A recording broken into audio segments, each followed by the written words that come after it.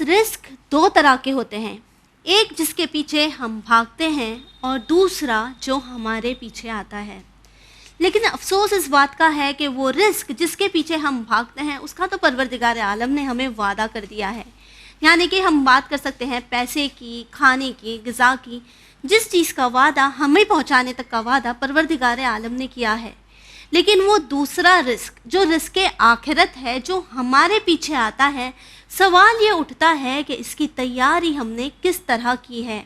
یہ وہ اعمال ہے جو ہمارے ساتھ ہماری قبر میں جائیں گے، جو قبر کی تنہائی میں ہمارا ساتھ دیں گے، جو ہماری آخرت کو بخیر کریں گے، جو ہمیں آخرت کی منزلوں میں کامیاب کر سکتے ہیں۔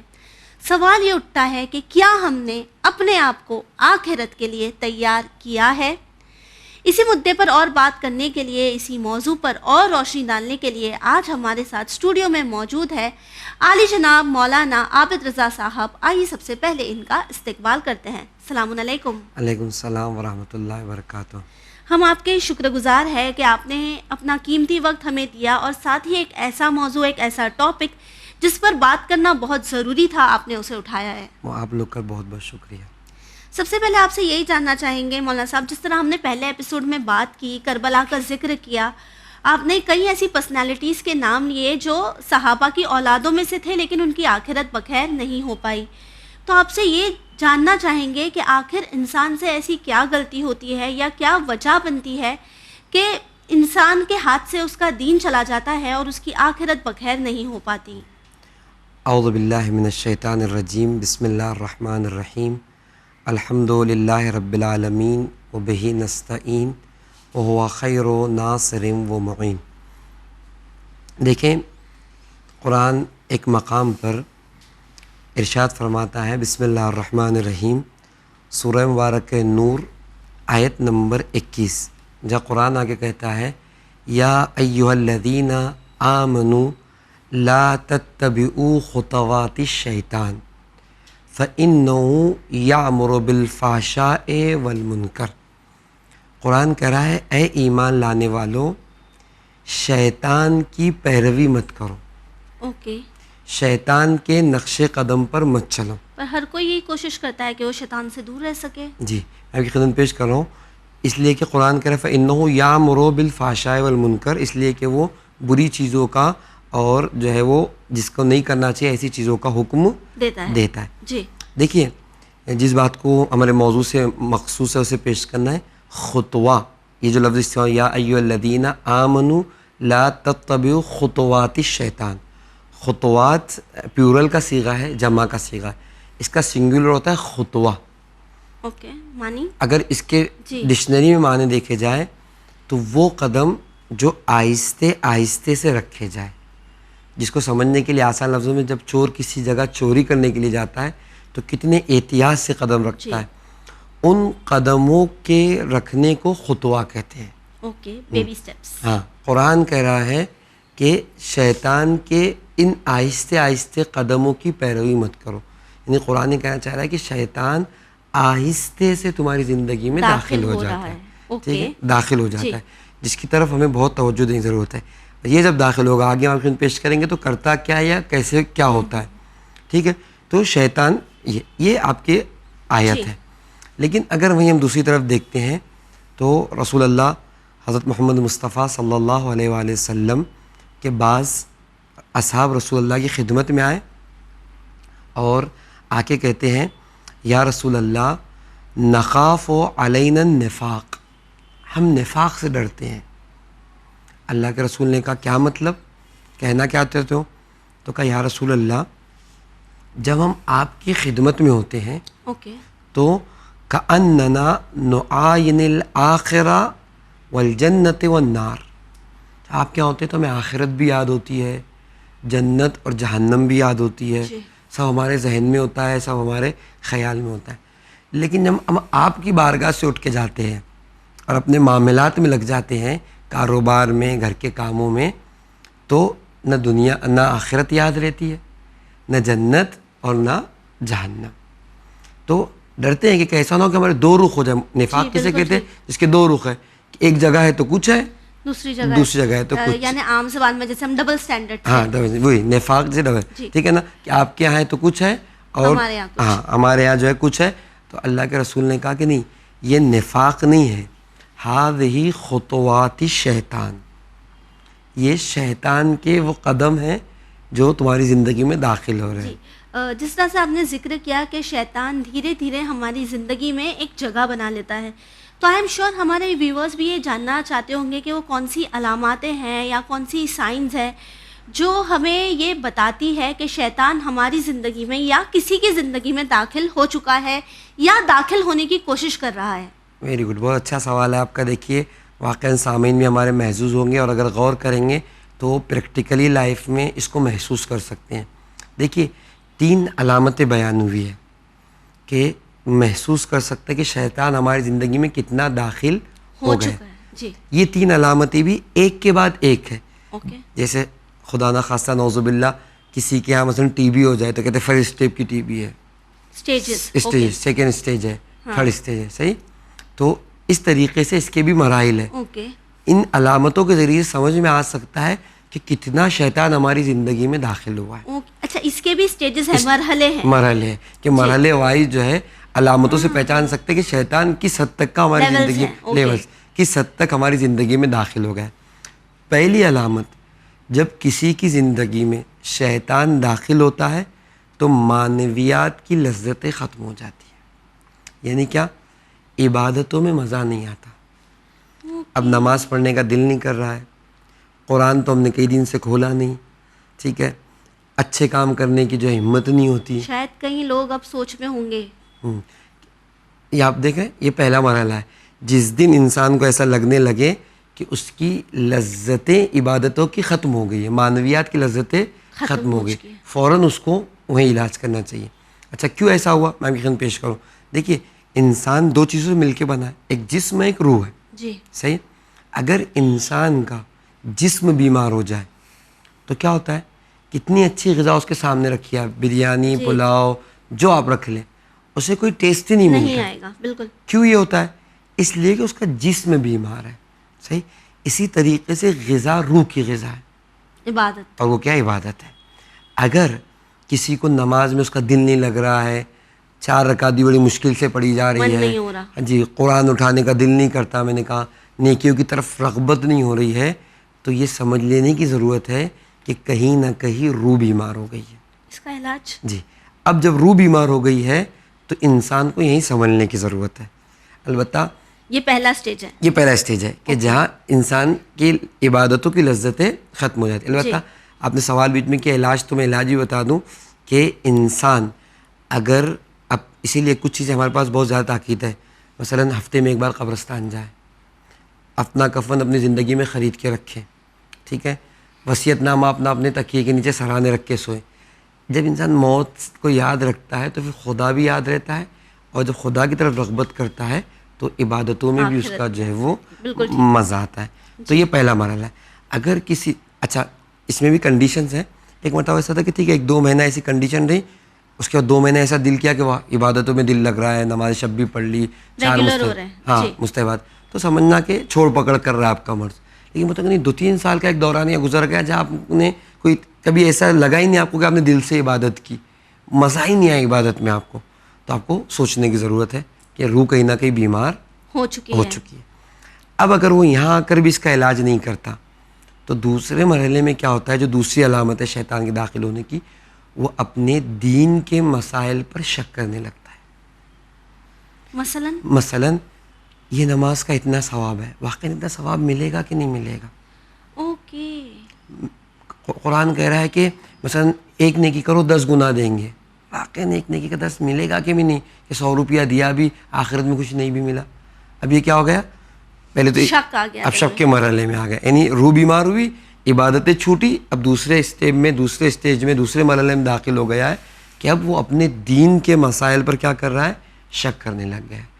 اور اگر اب بھی اس نے اپنی اس بیماری کا علاج نہیں کیا تو تیسرا اور آخری اسٹیج جو اس کا نتیجہ یہ ہوتا ہے کہ انسان جو ہے وہ جو لفظ استعمال ہوئی ہے حدیث میں, وہ ریب کی لفظ ہے.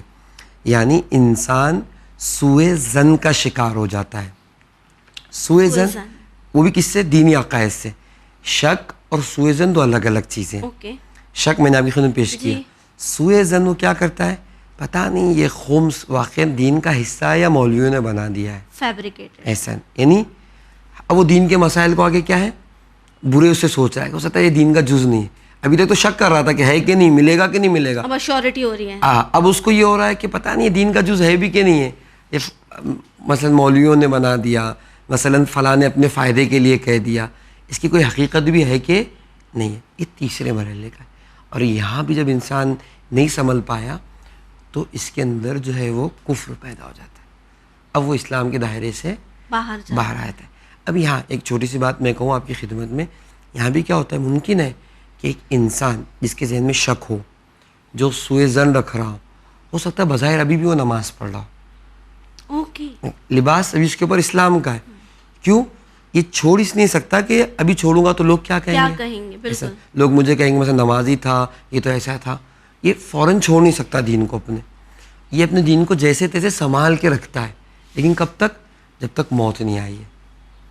اب آپ دیکھیں گے اگر روایتیں وغیرہ, تو اب جب موت آتی ہے تو انسان کی عقل کام کرنا چھوڑ دیتی ہے. جی. بہت آسان. آپ دیکھیں دانت میں درد ہوتا ہے, سر میں درد ہوتا ہے, تو کیسا انسان کی عقل کام نہیں کرتی, کیا کروں کیا نہیں آتا, ہم اکثر کہتے ہیں. انسان کی نیچرل ہے. جب اس پہ کوئی مصیبت ٹوٹتی ہے تو اس کو سمجھ میں نہیں آتا کہ وہ کیا کرے, کیا کرے کیا نہیں کرے. اور موت سے بڑی مصیبت کوئی نہیں ہے کہ جہاں انسان دنیا کو چھوڑ رہا ہے, گھر بار. تو جب عقل کام نہیں کرتی تو کیا ہوتا ہے, اب یہ کفر زبان پہ جاری ہو جاتا ہے. اب میں نے کہا بسا اوقات ایسا ہے کہ کلمہ پڑھایا جا رہا ہے, کلمہ زبان پہ جاری نہیں ہو رہا ہے, تلقین کی جا رہی, سمجھ میں نہیں آ رہا ہے.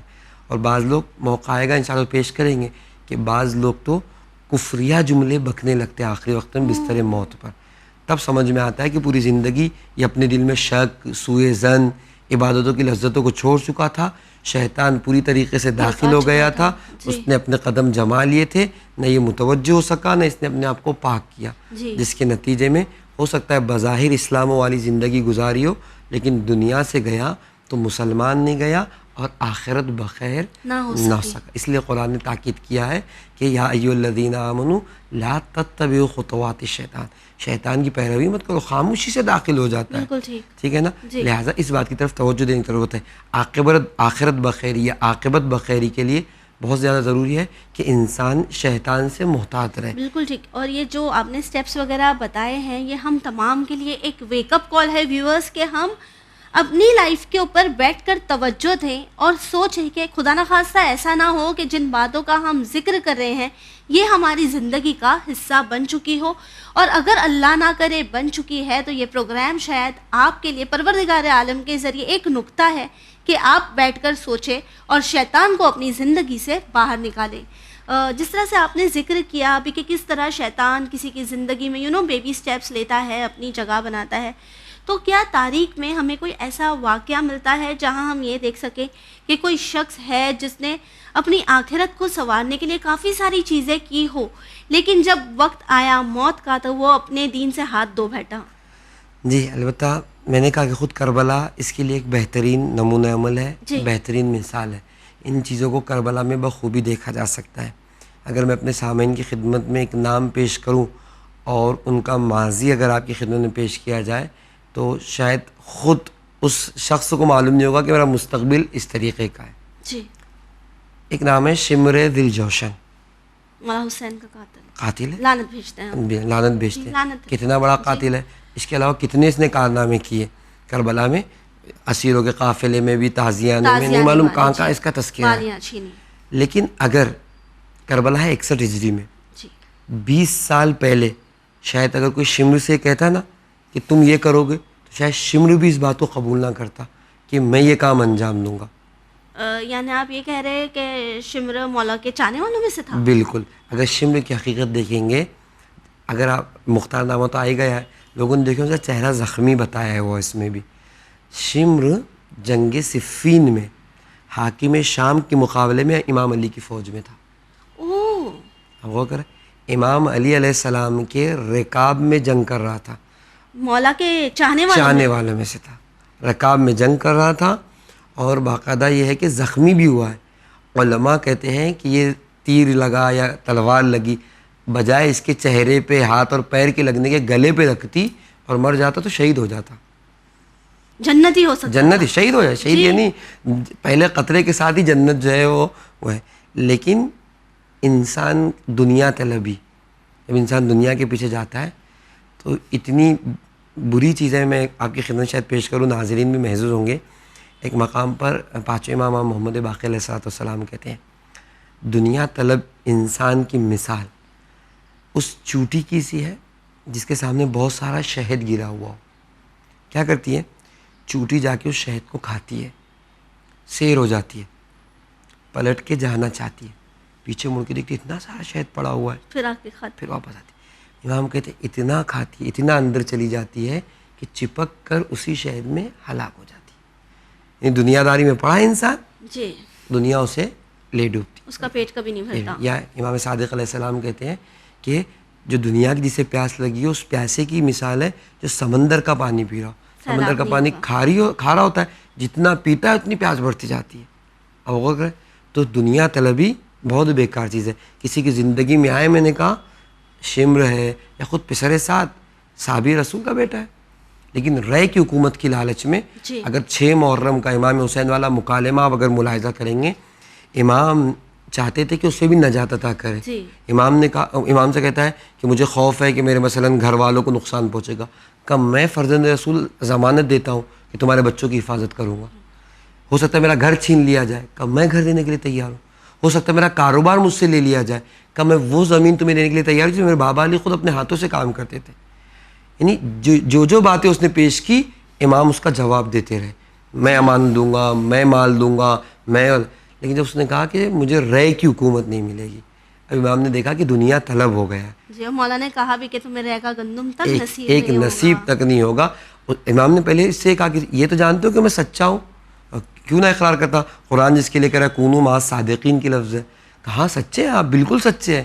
اگر مجھے سچا مانتا ہے تو یہ بھی سن لے، ایک گندم بھی، ایک دانہ بھی جو ہے وہ تمہاری قسمت میں نہیں آئے گا. تو کون سی چیز تھی کہ صحابی رسول کا بیٹا ہونے کے بعد امام حسین کا قاتل بنا ہوا ہے؟ صرف دنیا طلبی تھی کہ اتنا غرق ہو گیا دنیا طلبی میں کہ اس میں ہلاکت ہی ہے، انسان باہر نہیں نکل سکتا.